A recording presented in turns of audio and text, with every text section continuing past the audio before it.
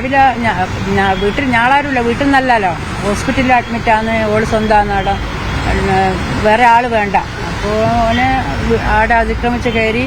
പിന്നെ ഓൻ്റെ കൂടെ പോകണമെന്ന് 2.5 വർഷമായി വിവാഹം മോചിതമായതാ. രണ്ടാമത്തേലും ഓൻ്റെ കൂടെ പോകണം. അപ്പോൾ ഓള് പറഞ്ഞ് ഇപ്പോൾ ഞാനിവിടെ ചികിത്സയിലാണ്, എനിക്ക് ഇപ്പോൾ ഒന്നും പറയാൻ പറ്റില്ല, ഞാൻ പുറത്ത് വന്നിട്ട് നമുക്ക് വന്നിട്ട് തീരുമാനിക്കാം. അപ്പോൾ പിന്നെ പറഞ്ഞു ഞാൻ വെള്ളം കുടിച്ച് വേഗം വരാമെന്ന് പറഞ്ഞ് പോയിട്ട് ബോട്ടിലിൽ വെള്ളം എടുത്ത് വരുമ്പോലെ വെള്ളം ഇങ്ങനെ കുടിച്ചോണ്ട് വരുമ്പോലെ കാണിച്ച് വെള്ളം അവള് വിചാരിക്കുന്ന വെള്ളമാണെന്നാ അങ്ങനെ മുഖത്തേക്ക് വെച്ച് ഫ്ലാസ്കിലാണ് കൊണ്ടുപോകുന്നത്. ഈ 2 ദിവസം മുന്നേ ഈ യുവതി ആശുപത്രിയിലേക്ക് പോകുന്നതിനിടയിൽ പിന്നെ ഓളെ ആങ്ങളെ കൊണ്ടുവന്ന സമയത്ത് പിന്നെ ബൈക്കിന്റെ പിന്നിൽ ഇങ്ങനെ ഓണടിച്ച് വന്നപ്പോൾ ഒരു ചോദിച്ചെന്താ വേണ്ട, മോന് അമ്മേനെ കാണണമെന്നാണ്. അപ്പം പറഞ്ഞ് പിന്നെ ഞങ്ങളെ പീടിയൻ്റെ അടുത്തുനിന്ന് കാണാം, അവിടെ നിർത്തി. അപ്പോൾ ഇവ ഇങ്ങനെ അരയിലിങ്ങനെ കൈവച്ചിട്ട് എന്തോ എടുക്കാൻ നോക്കുന്നുണ്ടെന്ന് അവളെ അഞ്ചൻ പറഞ്ഞു. അപ്പോൾ അന്നേരം ടൗണിലെത്തിയതിനെ കൊണ്ട് അതൊന്നും ചെയ്യാനായില്ല. ഞങ്ങളെ വീട്ടിൽ വന്നിട്ടുണ്ട്. ഇവിടെ വീട്ടിൽ 2-3 ദിവസം പിന്നെ ഡോക്ടറെ കാണിച്ചിട്ട് 2-3 ദിവസം വീട്ടിൽ കിടന്നിരിക്കും. അപ്പോൾ വീട്ടിൽ വന്നിട്ട് ഈ ഇതിന്റെ വാർപ്പിന്റെ എയർവേസ്റ്റിന്റെ ഉള്ളിൽ കൂടെ ഫോട്ടോ ഒക്കെ എടുത്തിട്ടുണ്ട് ഓളെ. ഫോട്ടോ ഒക്കെ എടുത്തിട്ട് ഇവിടെ ഫോണായിട്ട് കാണത്തില്ല. അപ്പോൾ വേറൊരു നമ്പറിൽ വിളിച്ചിട്ട് പറഞ്ഞു എനിക്കൊരു കാര്യം കാണണമെങ്കിൽ എൻ്റെ ഫോണൊന്ന് ഓണാക്കിയാൽ കാണാം, പിന്നെ ഞാൻ എൻ്റെ വീട്ടിൽ വന്നിക്കുന്നുള്ള ഒരു തെളിവ് ഞാൻ എനിക്ക് കാണിച്ചു തരാം. അപ്പോൾ ഓളൊന്ന് ഫോൺ ഓണാക്കിയതാ. അപ്പോൾ അതൊക്കെ ഓളെ ഫോണിലുണ്ട് ആ ഫോട്ടോ ഒക്കെ. എപ്പോഴും പറയും എങ്ങനെയാണ് എൻ്റെ കൂടെ തിരിച്ചു വന്നില്ലെങ്കിൽ എല്ലാവരെയും ഓളെ മാത്രമല്ല അച്ഛനെ അമ്മേനെ ആങ്ങളേനെ ഒക്കെ കൊല്ലും.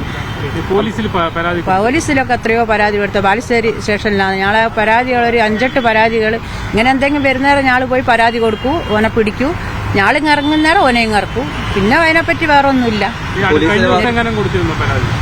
കഴിഞ്ഞ ദിവസം 1.5 കൊല്ലം മുന്നേ വീട്ടിൽ വന്നിട്ട് എന്നെ അടിച്ച് ഓളെ അടിച്ച് പിന്നെ ഓല് തന്നെ പിന്നെ വനിതാ പോലീസൊക്കെ വന്നിട്ടാണ് ഞങ്ങളെ ആസ്പത്രി കൊണ്ടുവന്നതും പിന്നെ ഓല് തന്നെ ട്രീറ്റ്മെന്റ് കൊണ്ടുപോയതൊക്കെ. എന്നിട്ട് കേസ് കൊടുത്തിട്ട് അതിനെപ്പറ്റി പിന്നെ ഒന്നുമില്ല.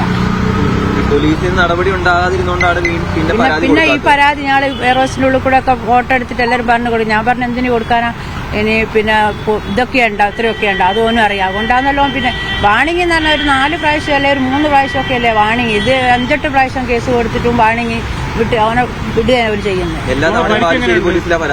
ബാലുശ്ശേരി പോലീസിലാണ്. ഇപ്പം പരിക്ക് ഒന്നും പറയാനായില്ല, ഡോക്ടർ വന്നിട്ടില്ല. ഒരു കണ്ണ് തിരെ അടഞ്ഞു പോയിട്ട് ഒരു ഭാഗം മുഖവും വല്ലാത്തൊരു രൂപം.